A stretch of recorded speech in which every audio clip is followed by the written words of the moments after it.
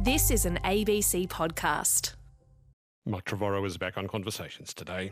Mark Trevorrow is best known as his alter ego, comedian, cabaret star Bob Downe.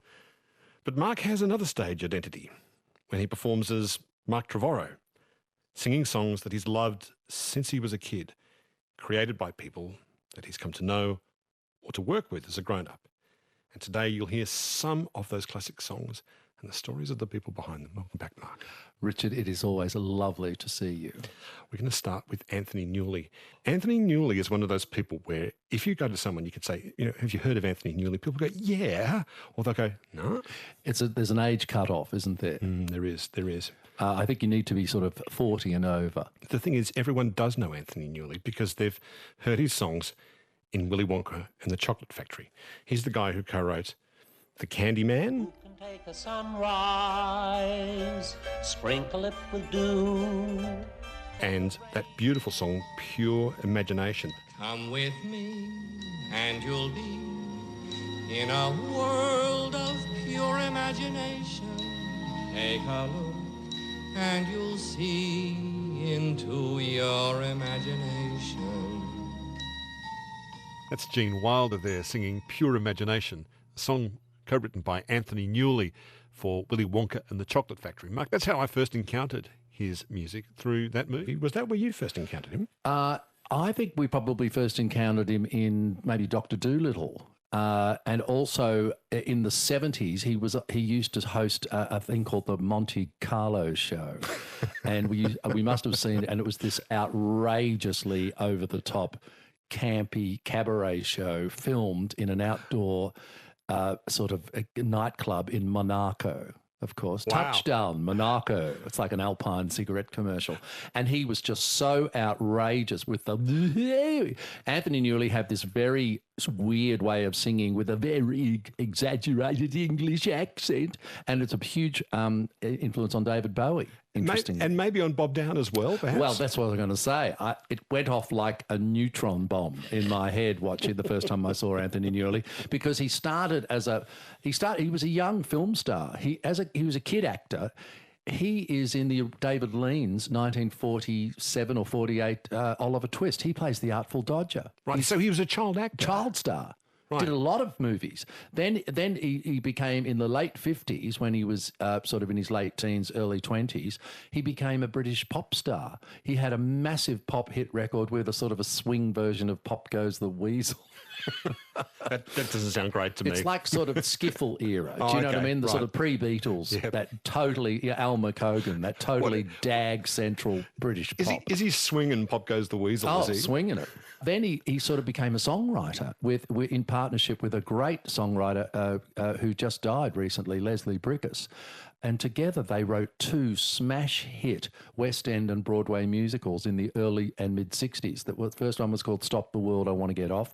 And the second one was called The Roar of the Grease Paint, The Smell of the Crowd. Great title.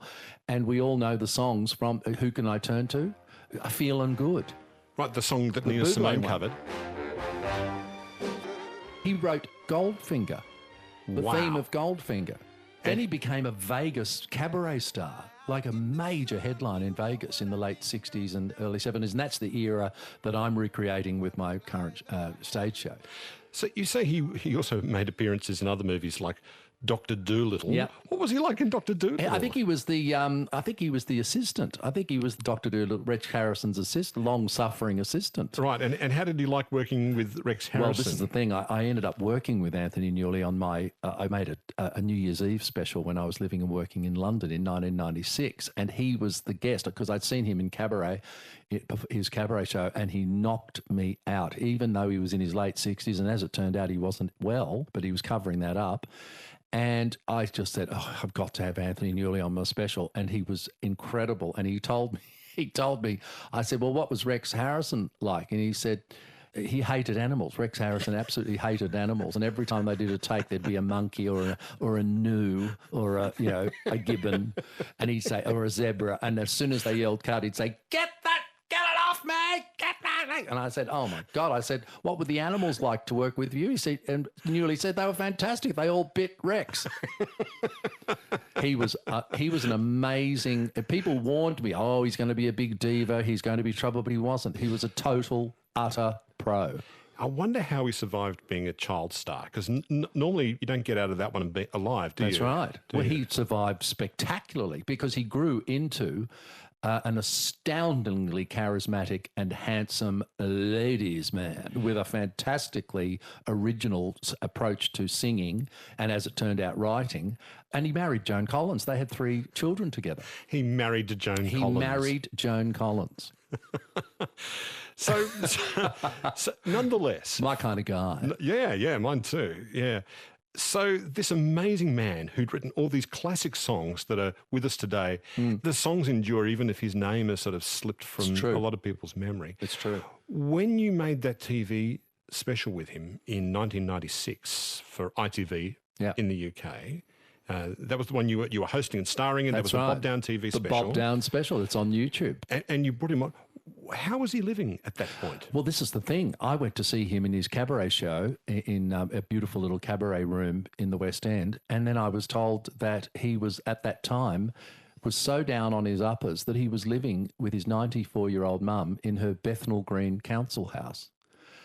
Things had really died off for him. And what we also didn't know at the time was that he was not well. He had cancer which had returned, but he didn't want anybody to know about it because he was going to star in the West End that Christmas, which is why he agreed to do the show to promote it. He was going to star in a West End musical adaptation of Christmas Carol that he had written with Leslie Bricusse called Scrooge, in which he played the title role. So if it had got out that he wasn't well, he wouldn't have got his insurance to cover him in the lead role. And so, and then we went and saw him do the musical, in which he was phenomenal at the Dominion, that great barn of a theatre. That's the biggest West End theatre. Yeah, that's where We Will Rock You has been playing for 38 years. When he appeared on your show, you can still find that clip somewhere hidden in the bowels of YouTube or Vimeo or something like that. You see him, he's not a young man. No, he's not. But there's something really lovely about seeing an older man light on his feet. Who can take a sunrise, sprinkle it with dew? And he does this skipping dance. Is that you choreographing that? No, or did he that's me choreograph copying himself? him. No, that's me copying him. And he was one of those people, you know, when you get to work with people like that and they say, just do whatever you like. I'll do whatever you want. You just tell me what you want. And so he was so fun to tease and to camp it up with, because he's one of those dudes that doesn't mind being very camp, you know, like one of those ladies' men that is also very strangely camp. He was something else, and something happened when we were doing at the end when we had to all wave over the final titles while they rolled over us. You waved over the titles. You know, you got to like stand young there talent waving, time. yeah, and you got to wave and wave, stand and stand and stand. And he hugged me, and it was a moment that I will treasure all my life, because he hugged me and he whispered in my ear, "You've really got it," he said to me. And you know, there's just moments when people say something, a particular person says something like that, and you just hang on to it for your whole life. It was an incredible moment.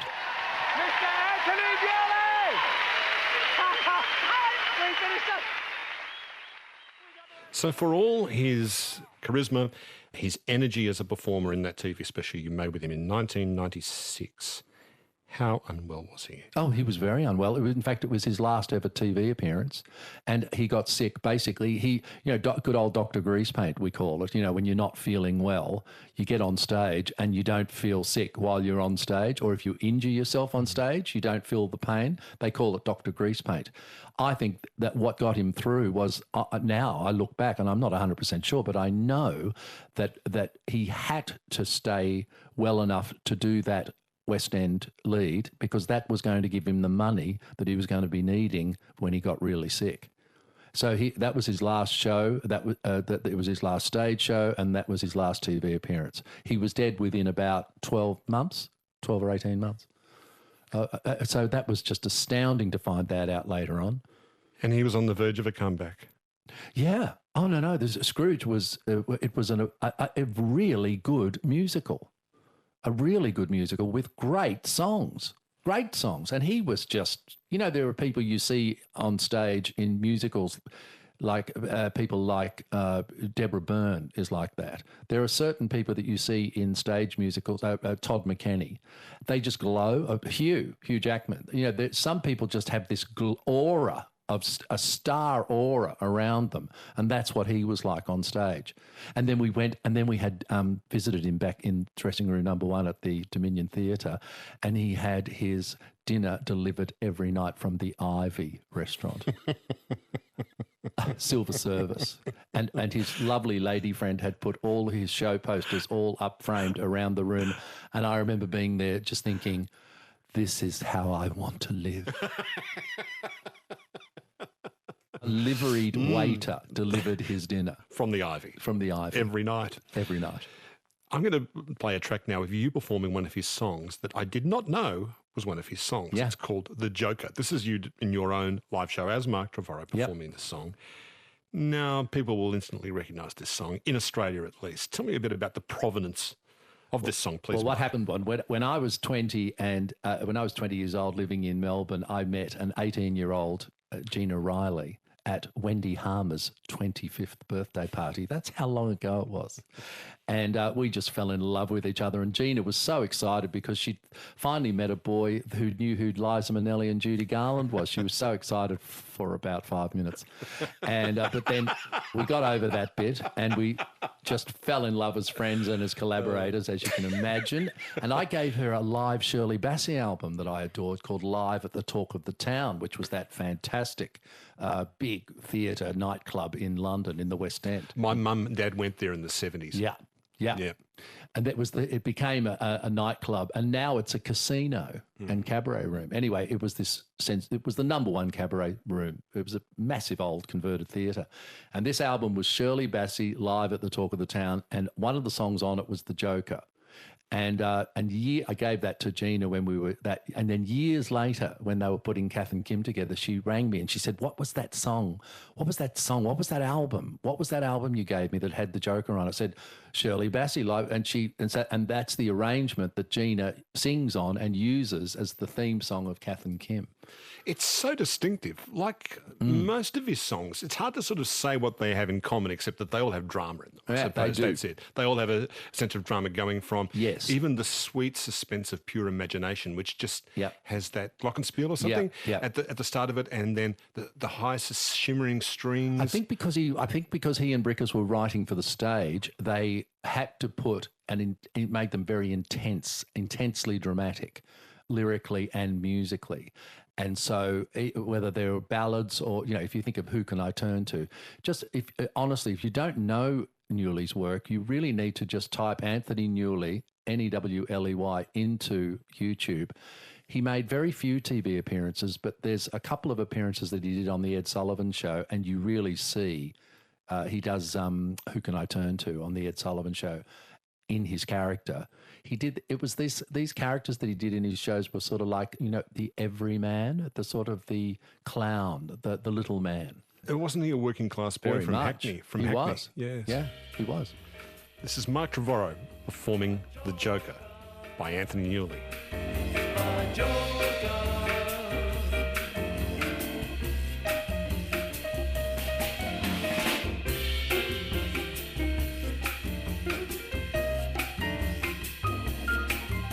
There's always a joker in the pack, always a lonely clown.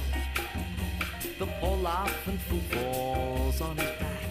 Everyone laughs when he's down. There's always a funny man in the game, but he's only funny by mistake. Everyone laughs at him just the same. They don't see his lonely heart break. No, they don't care as long as there is just a fool, as foolish as he can be. There's always a joker, that's the rule. Fate deals a hand and I see the joker is me.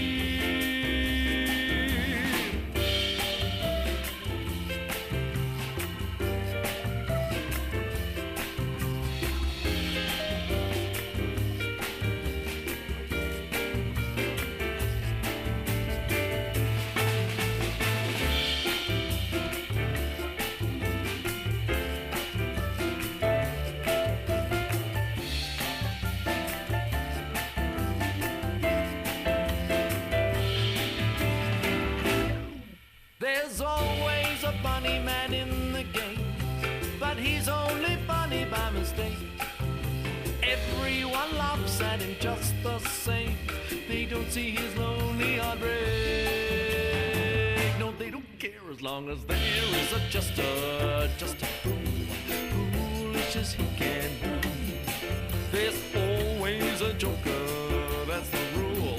Fake deals ahead and I see the joker is me. The joker is me. The joker is me. The joker is me.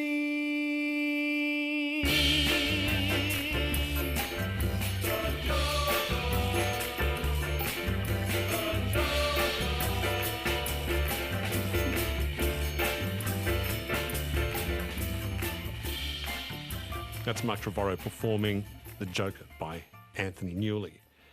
The next encounter we're going to talk about now that you've had with a kind of a great showbiz legend is with the great Cilla Black, Mark Trevorrow. How did you meet Cilla Black for the first time? Well, firstly, I was obsessed with Cilla Black and her records. I knew all about her connection with the Beatles because she'd been the hat check girl at the Cavern Club in Liverpool. Get out. And she was one of the only local girl singers in Liverpool and used to jump up at every opportunity to sing.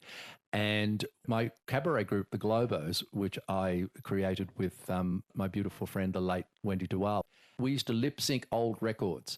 And our favourite one for Wendy to lip sync was always anything by Cilla Black. What were her big hits in the 60s? Well, she had her first hit was written for her by the Beatles, and then her first number one hit was Anyone Who Had a Heart by Burt Bacharach. Didn't she also do You're My World? And, yes, she did. And if I'm to be perfectly honest, my first encounter with that song was seeing Daryl Braithwaite perform it, I think. And he did a really good cover of it that was also number one. Yeah, that's right. Yeah. And she also sang Alfie, which I sing as myself, which I absolutely love. She started as a pop star, but then she ended up as the sort of the number one TV presenter all through the late 60s, right up to the late 80s, early 90s. So there I was finally getting to meet her and work on her tea time variety shows. And she was so fantastic because she really loved my kind of comedy, my kind of madcap, old school, campy comedy that I do as Bob Downe. And she told me that she'd worked with Tommy Cooper. She did a 6-week run or 8-week run at the Palladium with Tommy Cooper. He was closing the bill. She was second last on the bill, but in between booking this show and the show happening, she had the number one single. So she moved into the top spot. And Tommy Cooper was second last. Oh, no. But she used to watch him. She said she used to watch him every show from the wings waiting to go on, and she learnt everything she needed to know about comedy from watching Tommy Cooper every night. And on opening night, he massively overran.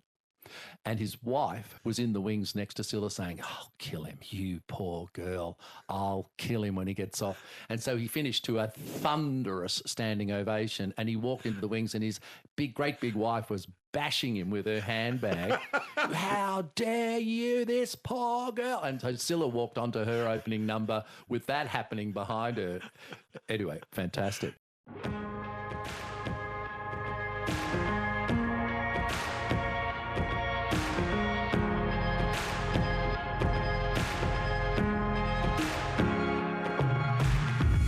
Podcast, broadcast. This is Conversations with Richard Fidler. Hear more conversations anytime on the ABC Listen app. Or go to abc.net.au/conversations.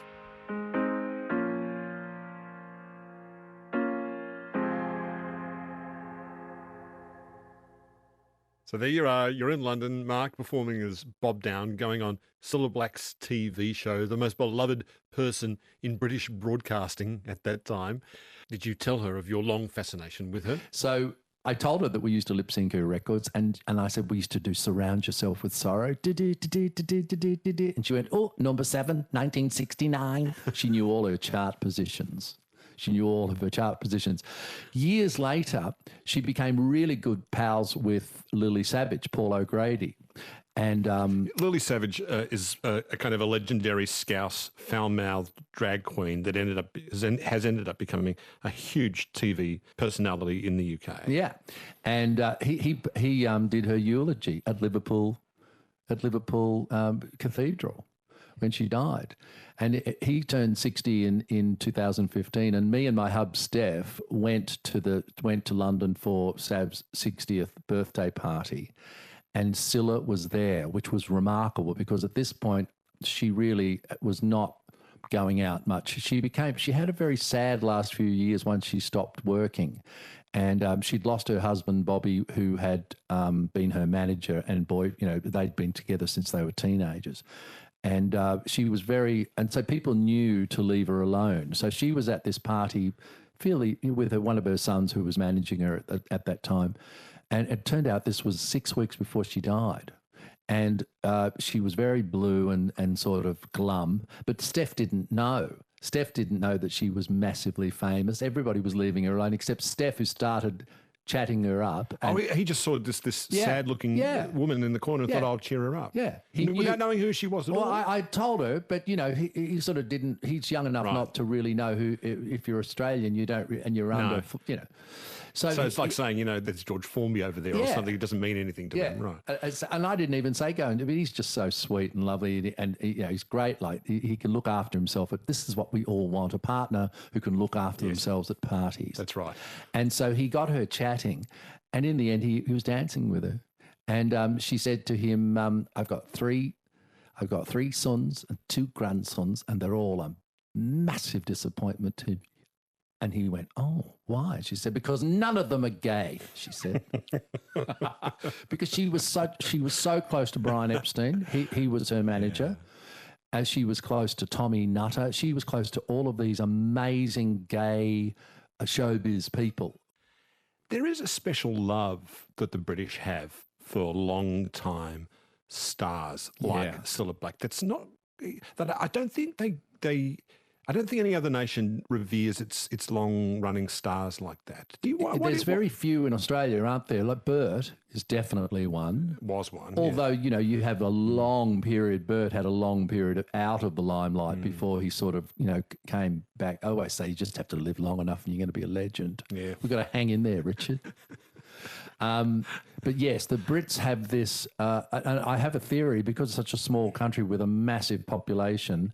It's a tiny island nation with, nations with 60 million people, and the media has always been national. So all the papers are national, all the BBC channels, radio stations and channels are national. So you get this blanket effect and the weather's so crap, everybody is at home watching television. Yeah, I was going to say, that's right. I think it's these stars that often people feel very grateful to them because they rescue them from the depressing wet bank holiday weekend in England. And the same with theatre. It's it is a massive theatre country. Yeah. People go to shows and concerts again to feel warm. It's not like us in Australia. We just go out. Yeah, you can go outside. Yeah, that's right. If it's been raining for a month outside and it's cold and damp and horrible and there's damp in the flat, you turn on the telly and there's Morecambe and Wise or there's Cilla Black or someone like that. Yeah. They cheer you up. Yeah, yeah. So they just have this wonderful loyalty to the stars that they love. It's quite remarkable. And I lived and worked there long enough for that to happen a little tiny bit with me. I'm on my Facebook pages and I still have so many people in Britain. When are you coming back to the UK? And now they're angry. Now they're angry with me because I've left it more than 5 years. They're turning on me now. So the song we're going to play of hers, or that she made famous, that you sing as part of your live act, is Alfie. That's from the Michael Caine movie, is it? It certainly is. And she told me that Bacharach made it quite clear that he didn't want her to do the vocal. And they insisted on it because it was a British film. He wanted the Dionne Warwick version of it. And so he came to London to direct the session, and she had to sing it with a full orchestra, because you did in those days. And he made her do it 39 times. And in the end, he used take 3. She said it was one of the most traumatic work experiences she'd ever had. And I mean, my God, that her record of that is stunning, and I love singing. And we've named our Schnauzer after this song. What's it all about, Alfie? Is it just for the moment we live? What's it all about when you sort it out, Alfie? Are we meant to take more than we give? Or are we meant to be kind? And if only fools are kind, Alfie, then I guess it is wise to be cruel. And if life belongs only to the strong, Alfie, what will you lend on an old goatman rule? As sure as I believe there's a heaven above, Alfie, I know there's something much more, something even non-believers can believe in. I believe in love, Alfie. Without true love, we just exist, Alfie, until you find the love you've missed. You're nothing, Alfie.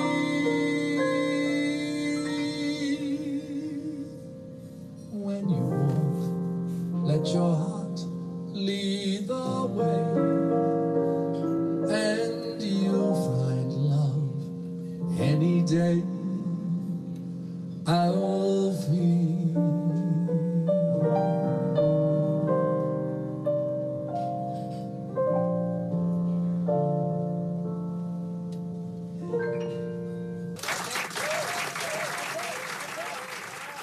That's Mark Trevorrow singing Alfie, the theme song from the movie of the same name that appeared in the 1960s, made Michael Caine a star, and was originally sung in the movie by Cilla Black from a Burt Bacharach song.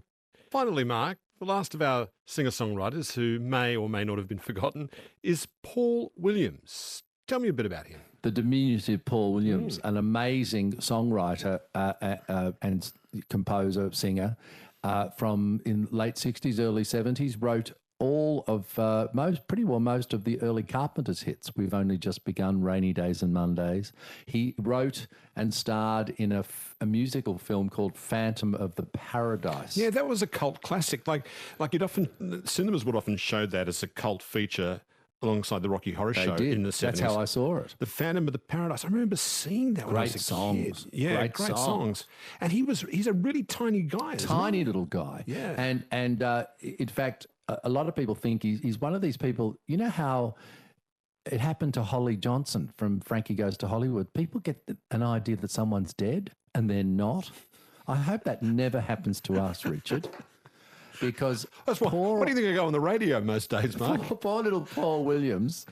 They think in fact, there's a wonderful documentary about him called Still Alive, which is all about everybody thinking that he's dead, and he's still working and performing, and wrote this unbelievably beautiful ballad. Well, I have to say, in regards to that, this very week I was watching that amazing movie called Baby Driver, which is a fantastic action film, an amazing film, and suddenly there's Paul Williams in it as an arms dealer, as a tiny sort of criminal arms dealer. And I did say to my wife, Paul Williams, I thought he was dead. Hello. This is a Paul Williams song performed by him that was later covered by the Carpenters, Rainy Days and Mondays.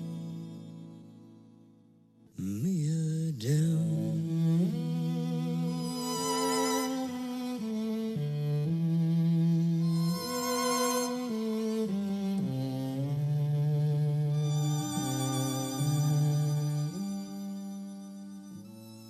This is a song you often sing at the end of your set when you're performing as Mark Trevorrow.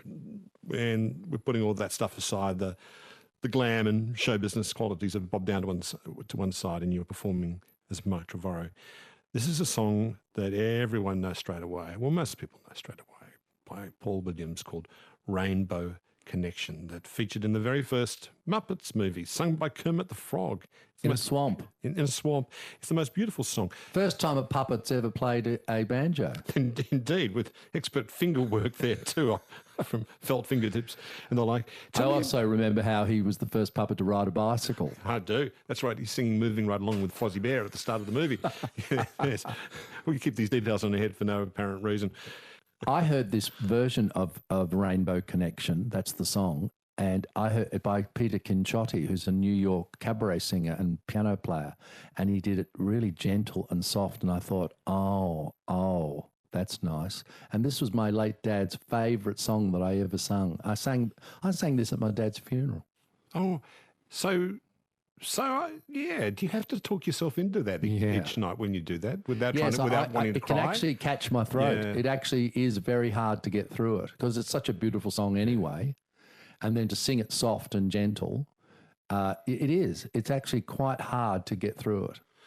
I think, it's the internal mechanics of it, because there is, like the way Newley knew how to do it. Paul, if you think about those Carpenters songs, it's technical. It's like there are obviously chord progressions and keys that are triggers for emotion.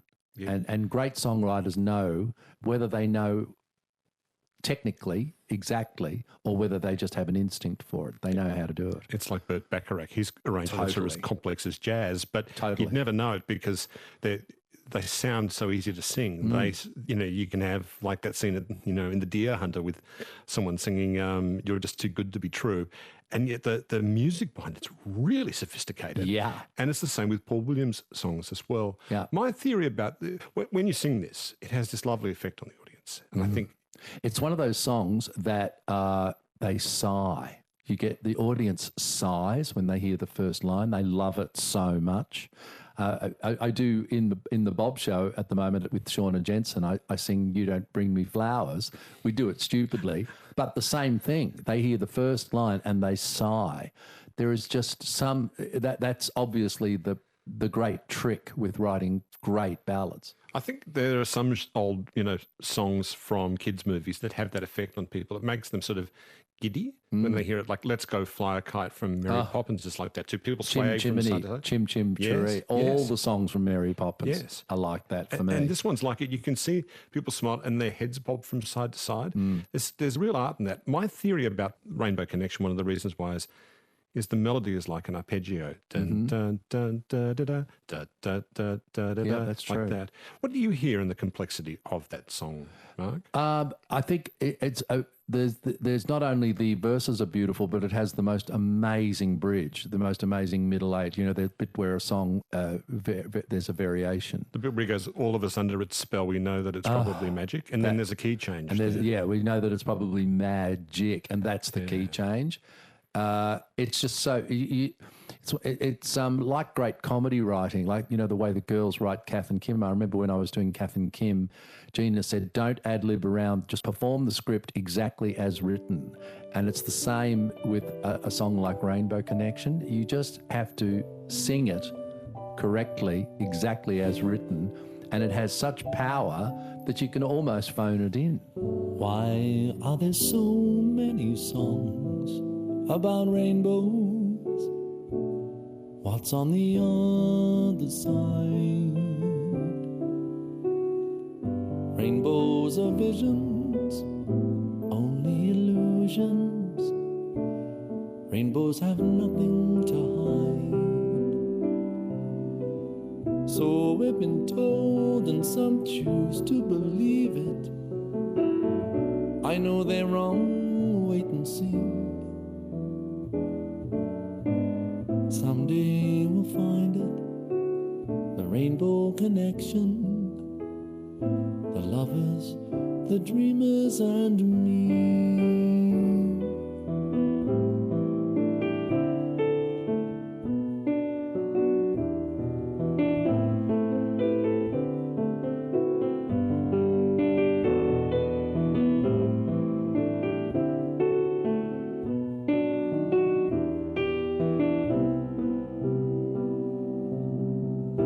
what's so amazing that keeps us stargazing?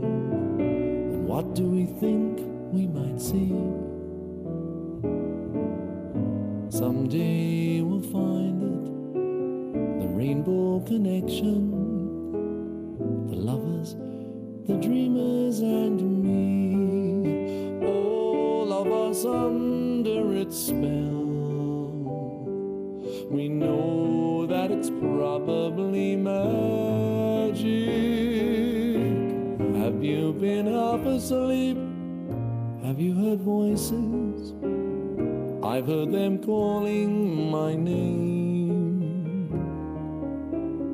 Are these the sweet sounds that called the young sailors? I think they're one and the same. I've heard it too many times to ignore it. It's something that I'm supposed to be. Someday we'll find it, the rainbow connection, the lovers, the dreamers, and me. The lovers, the dreamers, and me.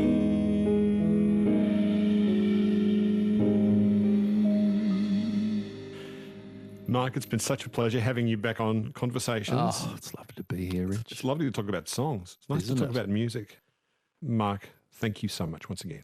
Delightful. abc.net.au/conversations is our website. I'm Richard Feidler. Thanks for listening.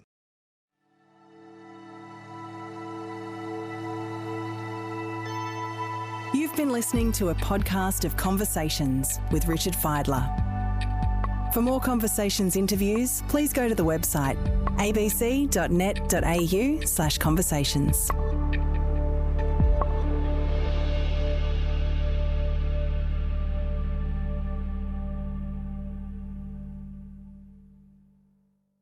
Discover more great ABC podcasts, live radio and exclusives on the ABC Listen app.